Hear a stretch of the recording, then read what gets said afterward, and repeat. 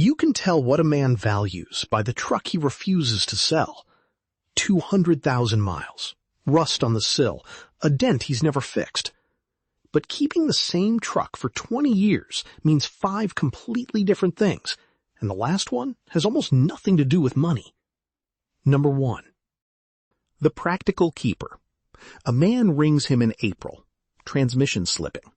The quote comes back at $900. His brother-in-law hears about it and says the obvious thing. $900 on a truck that old? Mate, just get a new one. And he does the sum out loud, because he's done it before.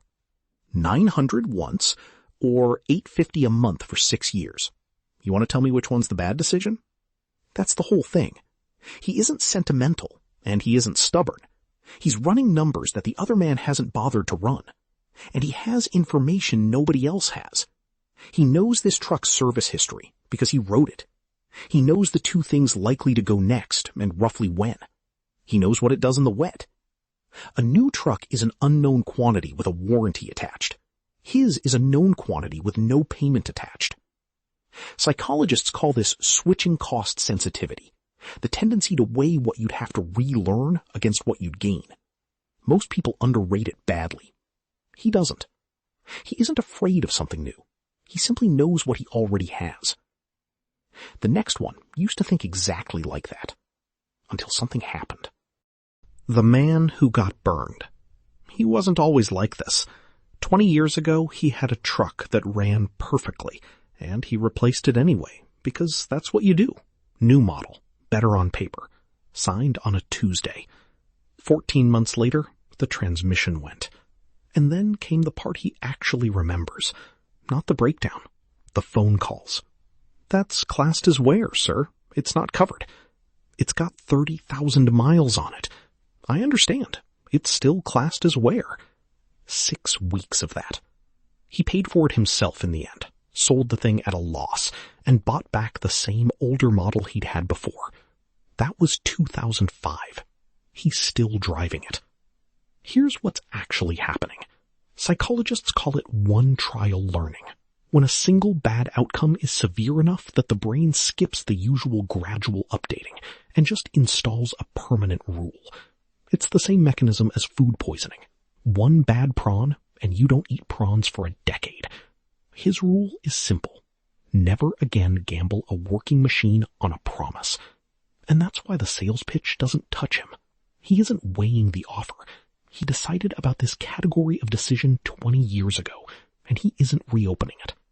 He's not loyal to the truck. He's loyal to never being caught out again.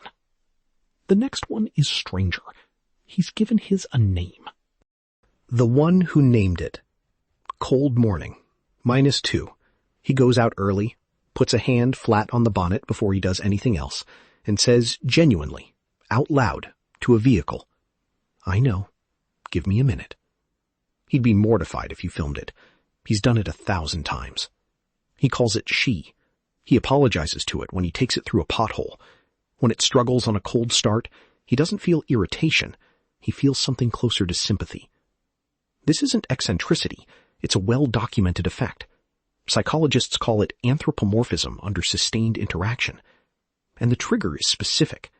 It happens when 3 things are true at once. The object is unpredictable. It responds differently to different treatment. And you interact with it daily, over years. Old trucks tick all 3. New ones don't. A modern vehicle behaves identically every time, and something that never surprises you never gets a personality. 20 years of small variations. It struggles some mornings and not others.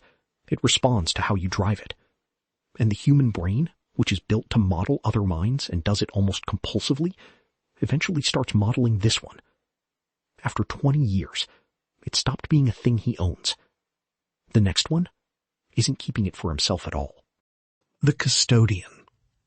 Look inside this one, and something's slightly wrong. The seat covers are original, and they're worn through in one corner. He's had the money to replace them for 20 years. He won't, because his father bought this truck, and his father's handwriting is in the service book. First 4 entries, blue biro, and after that, the handwriting changes to his. His wife suggested new covers once. He said, "Leave it." Not sharply, just finally. And she never asked again, because she heard what was underneath it. Psychologists call this continuing bonds, maintaining a relationship with someone who's gone through objects and rituals rather than through memory or speech.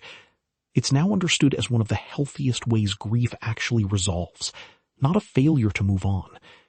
But there's a second thing running alongside it, and it's the part that decides his behavior. He doesn't experience himself as the owner. He experiences himself as the current one. The truck had someone before him, and it should have someone after him, and his job in the middle is to not be the man who ruined it. That's why he over-maintains. He isn't preserving value. He's meeting a standard set by somebody who can't be consulted. It isn't his. He's just the one holding it right now. And the last one. This is the one nobody says out loud. The man measuring himself. Every year it passes inspection, he feels something he can't quite account for. Not relief about the money, something bigger and quieter, and he'd struggle to name it if you asked him directly. Watch what he actually says when it passes. Still going. 2 words, and he isn't only talking about the truck. Here's the mechanism. Psychologists call it self-continuity. The felt sense that the man you are today is genuinely the same man as the one 20 years ago. It sounds abstract. It isn't. It's one of the strongest predictors we have of well-being in later life, and it gets harder to hold on to with every year that passes. Because most of the evidence disappears. The job's changed hands, the house has been redecorated twice, the kids left. His own body keeps quietly revising the terms. The truck didn't change. It's the same object, in the same driveway, responding to the same hands. So it functions as proof, not a metaphor. Proof. A physical, external record that the man who bought it in 2005 and the man standing here are continuous, because there's something in the world that both of them touched. This is why the conversation about scrapping it goes so badly. Everyone thinks they're discussing a vehicle. They aren't. They're proposing to remove the last object that verifies he's still the same person. If the truck's still going, so is he. So the next time someone tells you it's just a truck, ask them what they own that's been with them 20 years. Most people can't answer that. Which one were you? Comment the number.